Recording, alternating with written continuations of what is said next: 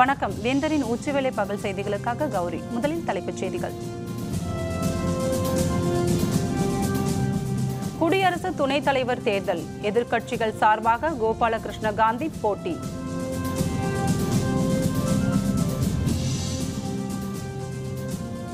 நாடு முழுவதும் இறைச்சிக்காக மாடுகளை விற்க தடையில்லை, உச்சநீதிமன்றம் உத்தரவு.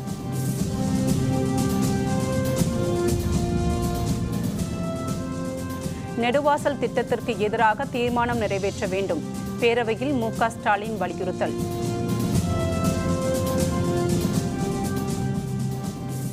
அமர்நாத்தில் தீவிரவாத தாக்குதலில் 7 பேர் பலி, லஷ்கர்-இ-தொய்பா அமைப்புக்கு தொடர்பு என தகவல்.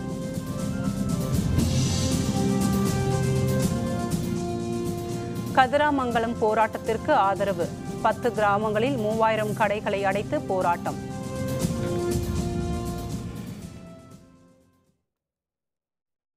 குடியரசு துணைத் தலைவர் தேர்தலில் காங்கிரஸ் உள்பட எதிர்க்கட்சிகளின் சார்பில் கோபாலகிருஷ்ண காந்தியை நிறுத்துவது என முடிவெடுக்கப்பட்டுள்ளது.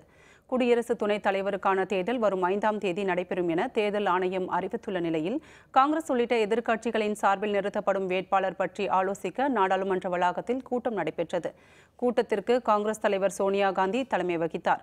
கூட்டத்தில் காங்கிரஸ் துணைத் தலைவர் ராகுல் காந்தி, முன்னாள் பிரதமர் மன்மோகன் சிங், குலாம் நபி ஆசாத் உள்ளிட்ட காங்கிரஸ் மூத்த தலைவர்கள், ஐக்கிய ஜனதா தளம் கட்சியின் தலைவர் சரத் யாதவ் உள்ளிட்ட பல்வேறு கட்சிகளின் பிரதிநிதிகள் பங்கேற்றனர். எதிர்க்கட்சிகளின் சார்பில் கோபாலகிருஷ்ண காந்தியை வேட்பாளராக நிறுத்துவதென முடிவெடுக்கப்பட்டது.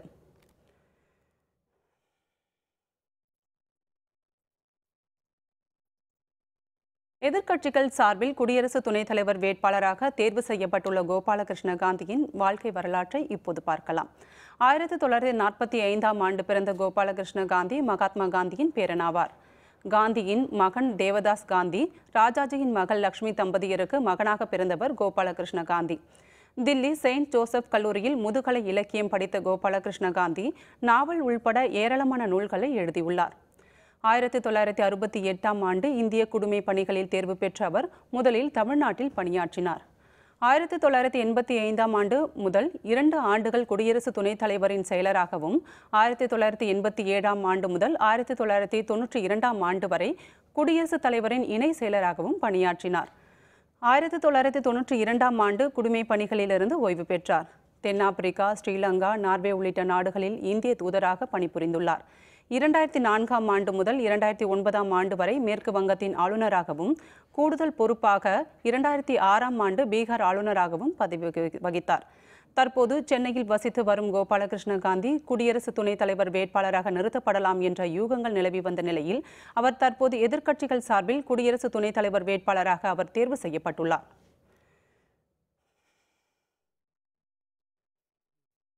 நாடு முழுவதும் இறைச்சிக்காக மாடுகளை விற்பனை செய்யலாம் என்ற உச்சநீதிமன்றம் அனுமதி அளித்துள்ளது.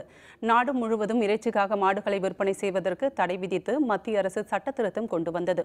அதனை எதிர்த்து மதுரை உயர்நீதிமன்ற கிளையில் தாக்கல் செய்யப்பட்ட வழக்கை அடுத்து மத்திய அரசின் உத்தரவுக்கு தடை விதிக்கப்பட்டது. அந்த தடையை எதிர்த்து உச்சநீதிமன்றத்தில் மனு தாக்கல் செய்யப்பட்டது. மனுவை விசாரித்த நீதிபதிகள் மத்திய அரசின் கருத்தை கேட்டனர். உத்தரவில் திருத்தம் கொண்டுவர மத்திய அரசு முன் வந்ததை அடுத்து வழக்கை முடித்து வைத்த உச்சநீதிமன்ற நீதிபதிகள் மதுரை உயர்நீதிமன்ற கிளை உத்தரவுக்கு தடை விதிக்க மறுப்பு தெரிவித்தனர். இதைத் தொடர்ந்து நாடு முழுவதும் இறைச்சிக்காக மாடுகள் விற்பனை செய்வதில் எவ்வித கட்டுப்பாடும் இல்லை என தெரிவித்து வழக்கம் போல மாடுகள் விற்பனையை அனுமதித்து நீதிபதிகள் உத்தரவிட்டனர்.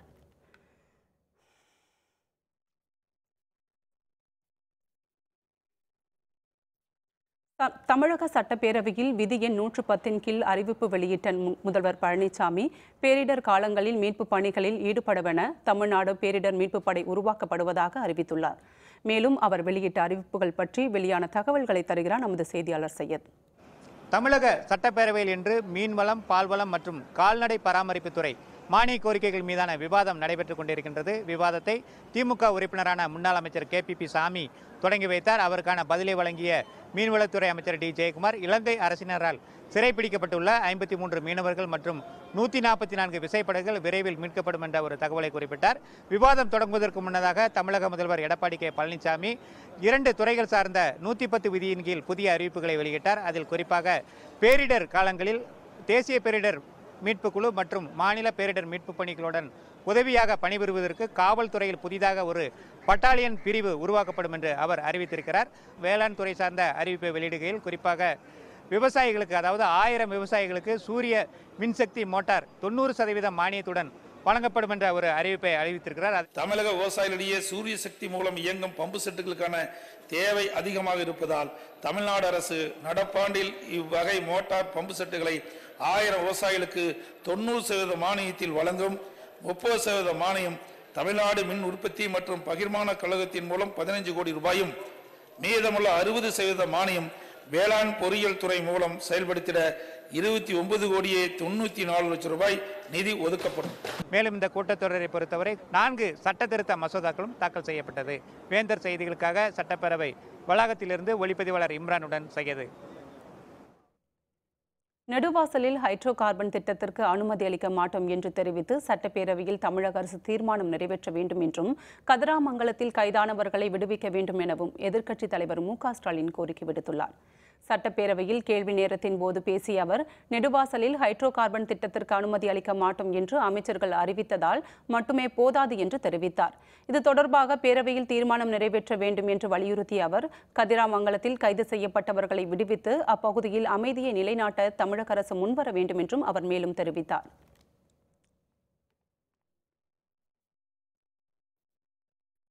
ஜம்மு காஷ்மீர் மாநிலத்தில் அமர்நாத் யாத்திரை சென்ற பக்தர்களின் பேருந்து மீது தீவிரவாதிகள் தாக்குதல் நடத்தியதில் 7 பேர் பலியாகினர். 32 பேர் காயமடைந்துள்ளனர்.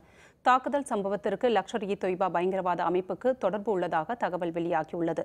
இமயமலையில் உள்ள அமர்நாத் குகை கோயில் பனிலிங்கத்தை தரிசிக்க ஆண்டுதோறும் ஆயிரக்கணக்கானோர் புனித பயணம் மேற்கொள்கின்றனர். இந்த ஆண்டுக்கான புனித யாத்திரை கடந்த 29ஆம் தேதி தொடங்கியது. பயங்கரவாத அச்சுறுத்தலை அடுத்து எல்லை பாதுகாப்பு படையினர் உள்பட 40,000க்கும் மேற்பட்டோர் பாதுகாப்பு பணியில் ஈடுபட்டுள்ளனர். இந்நிலையில் நேற்று குஜராத் மாநிலத்தைச் சேர்ந்த பக்தர்கள் பனிலிங்கத்தை தரிசனம் செய்துவிட்டு சோனாமார்க் எனும் பகுதியிலிருந்து பேருந்து ஒன்றில் ஜம்முவை நோக்கி புறப்பட்டனர். பேருந்து முன்பு காவல்துறை வாகனம் பாதுகாப்புக்காக சென்றது. இரவு 8:30 மணியளவில் அனந்த்நாக் மாவட்டத்தில் உள்ள கானாப்பல் என்ற பகுதியில் அந்த பேருந்தை குறிவைத்து பாகிஸ்தான் தீவிரவாதிகள் துப்பாக்கியால் சுட்டனர். தாக்குதல் நடத்தியவர்கள் மோட்டார் சைக்கிளில் வந்ததாக கூறப்படுகிறது. இதில் 6 பக்தர்களும் காவல்துறையை சேர்ந்த ஒருவரும் என 7 பேர் பலியாகினர். 32 பேர் படுகாயமடைந்தனர். தீவிரவாதிகள் மீது காவல்துறையினர் துப்பாக்கியால் சுட்டனர். இதனையடுத்து தீவிரவாதிகள் தப்பி ஓடிவிட்டனர். தகவல் அறிந்து விரைந்து வந்த ராணுவத்தினர் படுகாயமடைந்தவர்களை மீட்டு அருகில் உள்ள மருத்துவமனைக்கு அனுப்பி வைத்தனர். இந்த தாக்குதல் சம்பவத்திற்கு லஷ்கர்-இ-தொய்பா அமைப்புக்கு தொடர்பு உள்ளதாக தகவல் வெளியாகியுள்ளது. அமர்நாத் சம்பவத்தில் பலியானோரின் உடல்களுக்கு ஜம்மு காஷ்மீர் மாநில மற்றும் ஆளுநர் முதல்வர் மெஹபூபா முஃப்தி ஆகியோர் மலர் வளையம் வைத்து அஞ்சலி செலுத்தினர். தீவிரவாதிகள் தாக்குதலில் பலியான 7 பேரின் உடல்களும் ஜம்மு காஷ்மீர் தலைநகர் ஸ்ரீநகருக்கு விமானம் மூலம் கொண்டுவரப்பட்டன. அவர்களின் உடல்களுக்கு மாநில ஆளுநர் என் வோரா, முதல்வர் மெஹபூபா முஃப்தி ஆகியோர் மலர் வளையம் வைத்து அஞ்சலி செலுத்தினார். பலியான குஜராத் மாநிலத்தை சேர்ந்தவர்களின் உடல்கள் ஸ்ரீநகரிலிருந்து சூரத்திற்கு விமானம் மூலம் கொண்டு செல்லப்பட உள்ளன.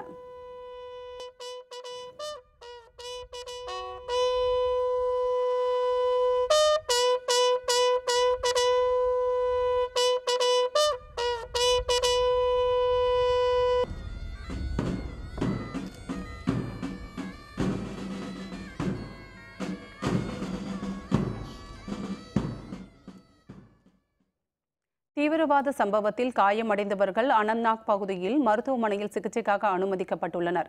அவர்களையும் பாதிக்கப்பட்டவர்களின் குடும்பத்தினரையும் முதல்வர் மெஹபூபா முஃப்தி, துணை முதல்வர் நிர்மல் சிங் உள்ளிட்டோர் நேரில் சந்தித்து ஆறுதல் தெரிவித்தனர். பாதிக்கப்பட்டவர்களுக்கு அனைத்து உதவிகளும் செய்யப்படும் என்றும், தாக்குதல் நடத்தியவர்கள் மீது கடும் நடவடிக்கை எடுக்கப்படும் என்றும் அப்போது அவர்கள் தெரிவித்தனர். இதனிடையே பலியானோரின் குடும்பத்தினருக்கு தலா 10 லட்சம் ரூபாயும், காயமடைந்தவர்களுக்கு தலா 2 லட்சம் ரூபாயும் இழப்பீடாக வழங்கப்படும் என குஜராத் மாநில முதல்வர் விஜய் ரூபானி தெரிவித்துள்ளார். கதிராமங்கலம் கிராம மக்களுக்கு ஆதரவாக ஆடுதுறை, அணைக்கரை, திருப்பனந்தாள் உள்ளிட்ட 10க்கும் மேற்பட்ட கிராமங்களில் கடையடைப்பு போராட்டத்தில் ஈடுபட்டுள்ளனர். தஞ்சாவூர் மாவட்டம் கதிராமங்கலத்தில் ONGC நிறுவனத்தை முழுமையாக வெளியேற்ற வேண்டும் என்பதை வலியுறுத்தி அப்பகுதி மக்கள் பல்வேறு தொடர் போராட்டத்தில் ஈடுபட்டு வருகின்றனர். இந்நிலையில் கதிராமங்கலம் மக்களுக்கு ஆதரவாக அதனை சுற்றியுள்ள கிராம மக்களும் போராட்டத்தில் ஈடுபட்டுள்ளனர். ஆடுதுறை, அணைக்கரை, திருப்பனந்தாள் உள்ளிட்ட 10க்கும் மேற்பட்ட கிராம மக்கள் கடையடைப்பு போராட்டத்தில் ஈடுபட்டுள்ளனர். இதனால் சுமார் 3000 கடைகள் அடைக்கப்பட்டுள்ளன. அதேபோல் வேன் ஆட்டோ ஓட்டுநர்களும் தொடர்ந்து 8வது நாளாக போராட்டத்தில் ஈடுபட்டுள்ளதால் அப்பகுதியில் வேன் ஆட்டோக்களும் இயங்காமல் உள்ளன. பொய் வழக்கு பலவாறு பொய் வழக்கு போட்டு அவங்கள இன்னைக்கு சிறையில் வச்சுருக்காங்க, மத்திய சிறையில் வச்சுருக்காங்க. அவங்கள எந்த விதமான நிபந்தனையும் இல்லாமல் எங்களுக்கு விடுவிக்கணுங்க. ஒன்று. ரெண்டாவது, கலெக்டர் இவ்வளவு நாள் ஆகியும் எங்களை சந்தித்து எதுவுமே பேசலை. நாங்கள் 2 மாதமாக போராடி இந்த கலெக்டர் எங்களை என்னன்னு கூட கேட்கல. வெளில வந்தாங்க பேச்சுவார்த்தை இடம் இல்லைன்னா நாங்கள் பேச மாட்டோம் யாரோடையும்.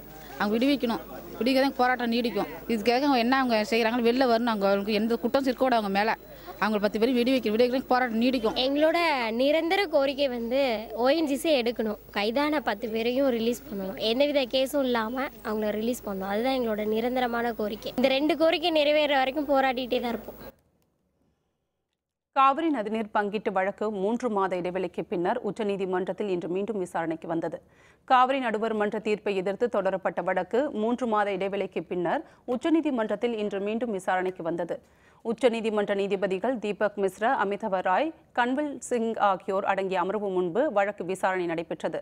வழக்கு விசாரணையின் போது கர்நாடக அரசின் வாதத்தை வழக்கறிஞர் பாலி நாரிமன் முன்வைத்தார்.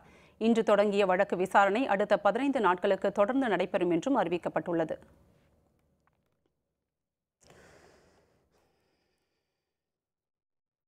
கேரளத்தில் நடிகை பாவனா பாலியல் வன்கொடுமைக்கு ஆளாக்கப்பட்ட வழக்கில் கைது செய்யப்பட்ட மலையாள நடிகர் திலீப் சிறையில் அடைக்கப்பட்ட நிலையில் மேலும் சிலரும் கைது செய்யப்படலாம் என தகவல் வெளியாகியுள்ளது. நடிகை பாவனா கடந்த பிப்ரவரி மாதம் 17ஆம் தேதி காரில் சென்று கொண்டிருந்த போது மற்றொரு காரில் வந்தவர்கள் அவரை கடத்தினர். அந்த குழுவினரால் பாவனா பாலியல் வன்கொடுமைக்கும் ஆளானார். இது தொடர்பான வழக்கில் 3 பேரை கேரள காவல்துறையினர் கைது செய்தனர். கைதான பல்சர் சுனில் என்பவர் அளித்த வாக்குமூலத்தின் அடிப்படையில் நடிகர் திலீப்பிடம் காவல்துறையினர் முனைப்பான விசாரணை மேற்கொண்டனர். இதனைத் தொடர்ந்து குற்றச்சதியில் ஈடுபட்டதாக கூறி நடிகர் திலீப் கேரள காவல்துறையினரால் நேற்று கைது செய்யப்பட்டார். நடிகர் திலீப் இன்று நீதிமன்றத்தில் நிறுத்தப்பட்ட போது அவருக்கு 14 நாட்கள் நீதிமன்ற காவல் விதிக்கப்பட்டது. அதனையடுத்து அவர் அலுவா கிளை சிறையில் அடைக்கப்பட்டார். இந்த வழக்கு தொடர்பாக நடிகை காவ்யா மாதவன், இயக்குநர் நாதேர் ஷா உள்ளிட்ட மேலும் சிலரும் கைது செய்யப்பட உள்ளதாக தகவல் வெளியாகியுள்ளது.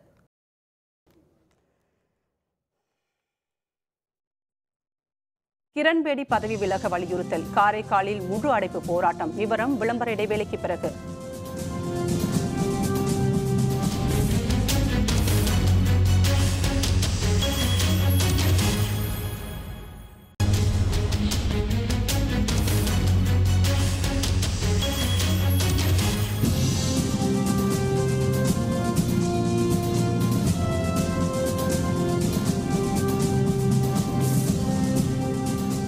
செய்திகள் தொடர்கின்றன. சென்னை மக்களின் குடிநீர் தேவைக்காக போரூர் ஏரியிலிருந்து குடிநீர் வழங்கும் பணியை தமிழக ஊரக வளர்ச்சித்துறை அமைச்சர் SP வேலுமணி இன்று தொடங்கி வைத்தார். போரூர் ஏரியிலிருந்து சென்னை நகரின் வலசரவாக்கம், KK நகர் மற்றும் ஆலந்தூர் உள்ளிட்ட பகுதிகளுக்கு குடிநீர் வழங்கும் வகையில் 1,85,00,000 ரூபாய் செலவில் புதிய சுத்திகரிப்பு திட்டம் வடிவமைக்கப்பட்டது. அந்த திட்டத்தை இன்று அமைச்சர் SP வேலுமணி தொடங்கி வைத்தார். இதன் மூலம் சென்னை நகர மக்களுக்கு தினமும் 40 லட்சம் லிட்டர் குடிநீர் வழங்க இயலும். இந்த நிகழ்ச்சியை தமிழக தொழில்துறை அமைச்சர் பெஞ்சமின் உள்ளிட்ட அலுவலர்கள் கலந்து கொண்டனர். அதன் பின்னர் செய்தியாளர்களுடன் பேசிய அமைச்சர் SP வேலுமணி, வறட்சி காலத்தில் சென்னை நகர மக்களுக்கு 470 மில்லியன் லிட்டர் அளவுக்கு குடிநீர் தேவை ஏற்பட்டதாகவும் அதனை தமிழக அரசு சிறப்பாக தீர்த்து வைத்ததாகவும் தெரிவித்தார். போரூர் ஏரியின் கரையில் சுமார் 1080 சதுர அடியில் குறைந்த பரப்பளவில் அமைந்துள்ள சுத்திகரிப்பு நிலையம், அதாவது 1,85,00,000 திட்ட மதிப்பீட்டில் அமைக்கப்பட்டுள்ளது. இந்த குடிநீர் நிலையம் மூலம் நாள்தோறும் 40 லட்சம் லிட்டர் வரை சுத்திகரிக்கப்பட்டு குடிநீர் சென்னை மாநகரின் குளத்தரவாக்கம், KK நகர், ஆனந்தூர் பகுதி பொதுமக்களுக்கு நாள்தோறும் வழங்கப்படும்.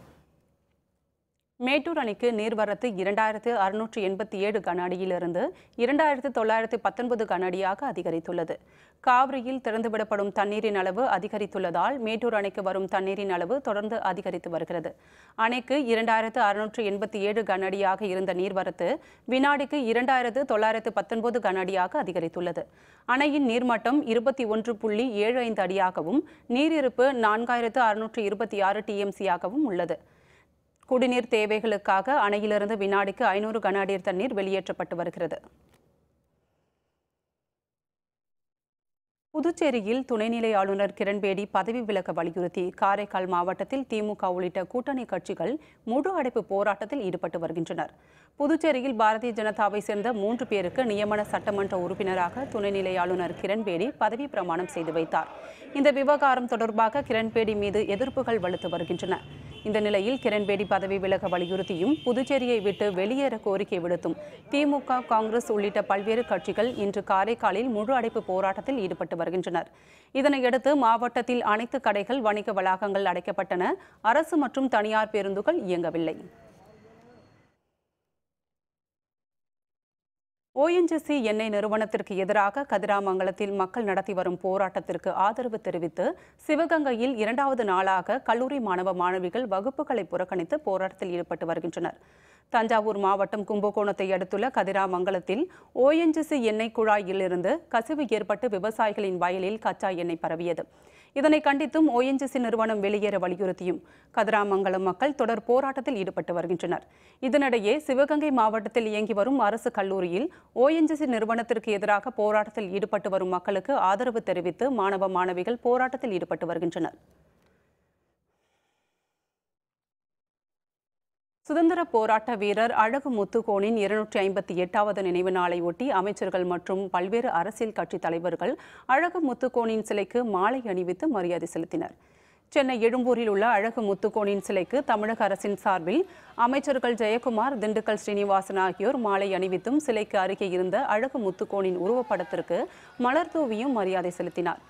முன்னாள் தமிழக முதல்வர் O. பன்னீர்செல்வம், தமிழக காங்கிரஸ் கமிட்டியின் தலைவர் திருநாவுக்கரசர், தமிழ் மாநில காங்கிரஸ் தலைவர் G. K. வாசன், மதிமுக துணை பொதுச் செயலர் மல்லை சத்யா ஆகியோரும் முத்துக்கோனுக்கு மரியாதை செலுத்தினர். பின்னர் செய்தியாளர்களுடன் பேசிய திருநாவுக்கரசர், GSTயால் ஏற்பட்ட பாதிப்புகள் குறித்து ஆராய ஓய்வு பெற்ற நீதிபதி தலைமையில் ஒரு குழு அமைத்து பாதிப்புகளை விளக்கி பரிந்துரை செய்ய வேண்டும் என தெரிவித்தார்.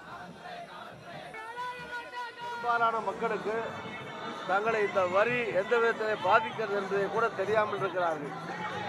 இதை தான் நான் சொன்னேன், ஒரு குழு உயர்நீதிமன்றத்தினுடைய நீதிபதி அல்லது ஓய்வு பெற்ற நீதிபதி தலைமையில் இது எப்படி பாதிக்கிறது என்பதை கண்டறிந்து அவற்றை குறைப்பதற்காக மத்திய அரசுக்கு பரிந்துரை செய்யலாம், மாநில அரசுக்கு நடவடிக்கை எடுக்கலாம்.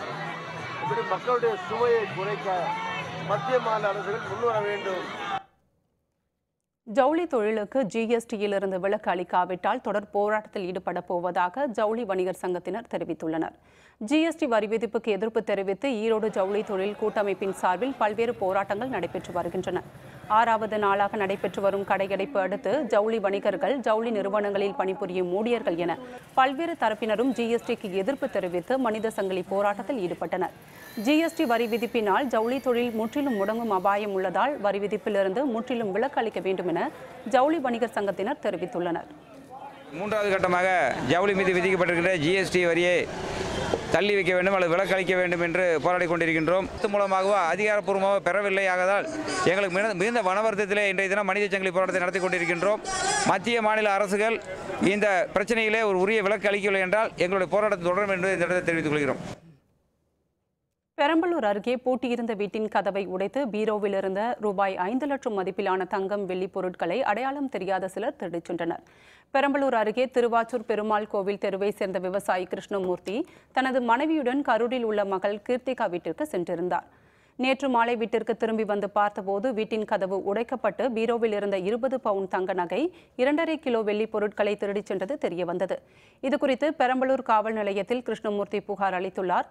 தகவல் அறிந்து வந்த காவல்துறையினர் சம்பவ இடத்திற்கு சென்று கைரேகை நிபுணர்களின் கைரேகைகளை வைத்து விசாரணை நடத்தினர். தங்கம், வெள்ளி பொருட்களை திருடிச் சென்றவர்களை காவல்துறையினர் தேடி வருகின்றனர்.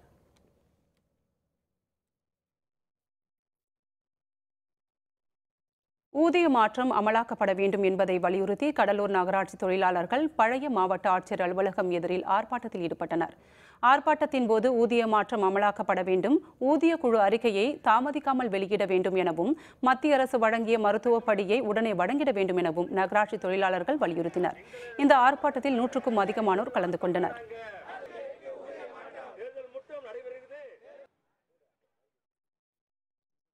தருமபுரி மாவட்டம் மாரண்டஹள்ளி மற்றும் அதனை சுற்றியுள்ள பகுதிகளில் வறட்சி மற்றும் நோய் தாக்குதல் காரணமாக தென்னை மரங்கள் கருகியதால் விவசாயிகள் கவலையடைந்துள்ளனர். தருமபுரி மாவட்டத்தில் கடந்த சில ஆண்டுகளாக பருவமழை பொய்த்து போனதால் பயிர் சாகுபடியை விவசாயிகள் கைவிட்டனர்.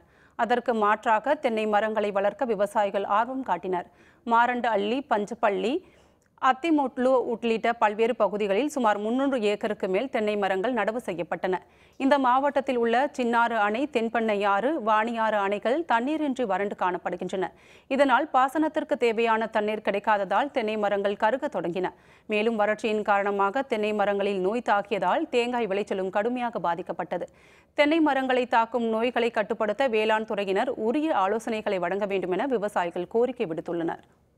ஆற்றுல தண்ணியில் வறட்சினால மரமெல்லாம் காஞ்சி போச்சு. இதில் கூடையும் சேர்ந்து அந்த புழு சுரண்டி சாப்பிடுதுங்களா, அந்த நோய் வந்து இருக்குது. இங்கே விளையிற தேங்காய் வெள்ளைக்கோயில் எண்ணெய் மில்லுக்கு, ஒசூர், பெங்களூரு, ஒரு வடநாட்டுக்கு நிறையா போகுதுங்க. அரசாங்கம் இழப்பீடு தந்தால் தான் பார்த்துட்டு விவசாயிகள்லாம் மறுபடியும் பழைக்க முடியும்.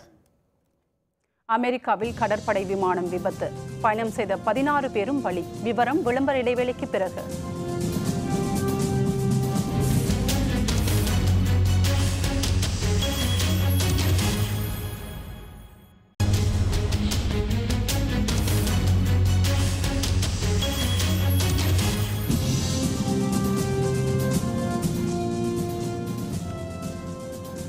செய்திகள் தொடர்கின்றன. இனி அயலக செய்திகள்.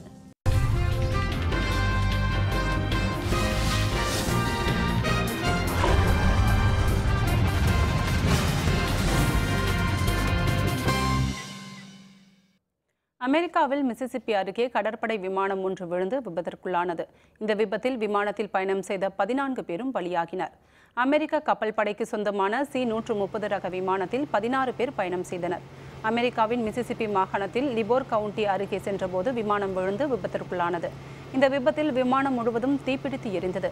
அதில் பயணம் செய்த 14 பேரில் 12 பேரின் உடல்கள் இதுவரை மீட்கப்பட்டுள்ளன. மேலும் 6 கிலோமீட்டர் சுற்றளவில் 4 வீரர்களின் உடல்களை தேடும் பணி முனைப்புடன் நடைபெறுகிறது.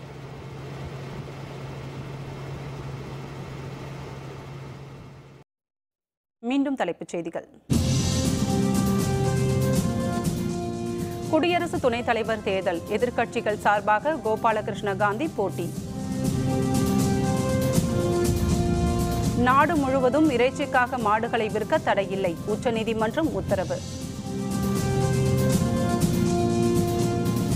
நெடுவாசல் திட்டத்திற்கு எதிராக தீர்மானம் நிறைவேற்ற வேண்டும், பேரவையில் மு.க. ஸ்டாலின் வலியுறுத்தல். அமர்நாத்தில் தீவிரவாத தாக்குதலில் 7 பேர் பலி, லஷ்கர்-இ-தொய்பா அமைப்புக்கு தொடர்பு என தகவல். கதிராமங்கலம் போராட்டத்திற்கு ஆதரவு, 10 கிராமங்களில் 3000 கடைகளை அடைத்து போராட்டம்.